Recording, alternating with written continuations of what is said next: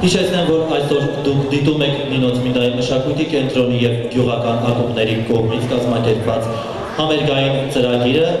անցկացվեց ստուգատես, ընտրվեցին լավագույն մասնակիցները և այսօր այս բեմում նրանք ելույթ կունենան։ Ինչպես ամեն տարի, այնպես էլ այս տարի Նինոց-Միդայի մշակույթի կենտրոնում մայիս-հունիս ամիսներին անցկացվեց 2016 Փայլող Աստղեր փառատոնի ստուգատեսը, որի մասնակցեցին 13 գյուղական ակումբներ և քաղաքի մշակույթի կենտրոնը, ներկայացնելով երգն ու պարը, որտեղ և լավագույն մասնակիցներին հնարավորություն ընձեռնվեց մասնակցելու փառատոնի ամփոփիչ համերգին։ Ահա և նոյեմբերի 12-ի մշակույթի կենտրոնում կայացավ ամփոփիչ համերգային ծրագիրը։ Ես սկսում ենք մեր համերգային ծրագիրը, առաջինը ելույթ կունենա մեծ Գոնդուրայի Կիլիկիապարային համույթը Ջավախքի կլոր